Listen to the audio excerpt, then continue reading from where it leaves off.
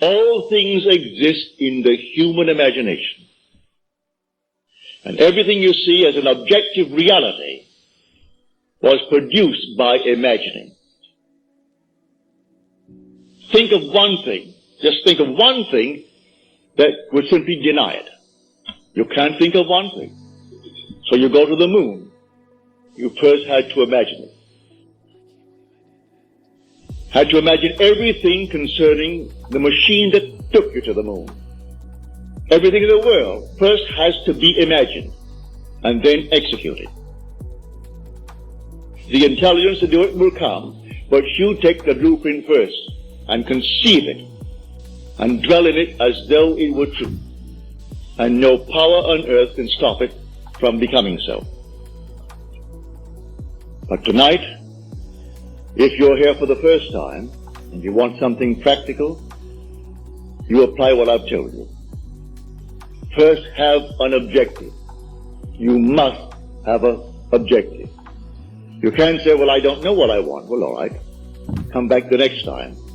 Ask yourself, what would I like of life? Don't be ashamed to name it, what would I like of life? Well then, try to get some objective. Now, prayer, as far as I'm concerned, is nothing more than the subjective appropriation of the objective hope. That is the way to success. I appropriate it subjectively. How do I appropriate a state subjectively? Well, suppose now, this very moment, I wanted a ball, an ordinary baseball. But there isn't a baseball in the room, all right? But I want one.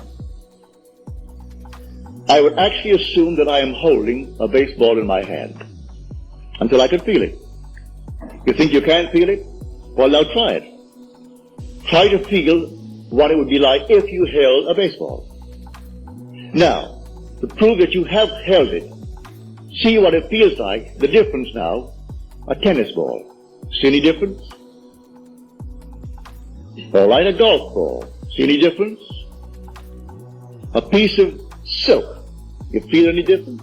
If you can distinguish between these many objects, though they are subjective, then there must exist somewhere. If you can actually separate them in your mind's eye and distinguish between these objects, I can begin to feel, begin to sense, begin to smell a rose. Well, a rose doesn't smell or doesn't actually have the odor of another flower. I can detect the rose. Now a lily, an Easter lily. I can detect that. Well, what does it do? Well, I'm going to get them. Someone will think of Neville and send him a flower. And it's going to be the flower that I'm going to actually feel and touch and smell. It works that way. Money has an odor. It's unlike any odor in the world. It's more fragrant to the miser than the most marvelous perfume in the world. He can tell it. You put a money bag to his face and it's like putting roses to mine. He loves it. He can smell money. He can feel it. Money has a distinct feel about it. Put a $20 bill in your hand and ask you to feel it, and then put another piece of paper in your hand and you can tell the difference. There's a difference. It is an odor to it. All this is part of the inner man, that all things are possible to him. Try it. Before you condemn it, try it. And if you have the evidence to support my claim, well, then it doesn't matter what the world will tell you. If he laughs at you, so what? So they laughed at everyone who had an idea that seemed a little bit off-center. Always laughed at him. They laughed at the idea of going to the moon. Well, now it's an accomplished fact. There are still those who won't believe it happened, you know, because they don't want to believe that it ever happened. There are those who said you couldn't go down and actually live underwater.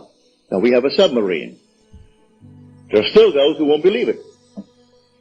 You can present them with all the facts in the world, and they won't believe it.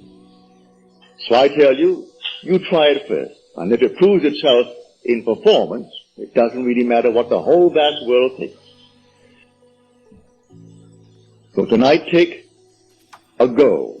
Make it a lovely goal, either for yourself or for another. Any time that you exercise your imagination lovingly on behalf of another, you're mediating God to that other. So, bring a friend before your mind's eye.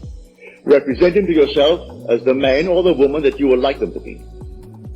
And don't tell them, ask for no praise, just assume that they're talking to you and telling you the most marvelous news about themselves.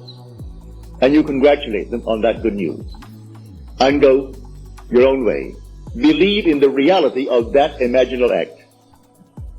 It may happen tomorrow. It may happen the day after, or a week later, or a month later.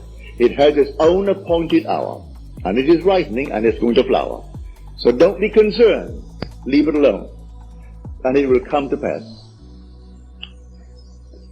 So this is what I mean by feeling is the secret. I catch the mood, the feeling that would be mine if I were what I want to be. I don't have to touch something, I can if I want to, but it's the mood I'm speaking of.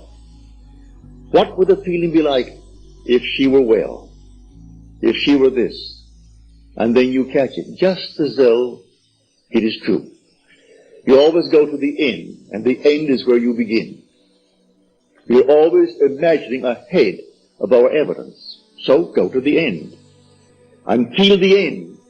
And then, dwell in that end, even though reason denies it, and your senses deny it. You turn your back upon the doubters. That is your senses, and what reason dictates. That's the hell, or the devil, or Satan in the world. That's the doubter. So you turn your back upon it. And then you walk as though things were as you want them to be. And living in that assumption, it slowly hardens into fact. Even though at the moment of the assumption it was denied by reason, an assumption, though false, if persisted in, will harden into fact. So you learn to assume and learn to persist in the assumption, and it will come to pass.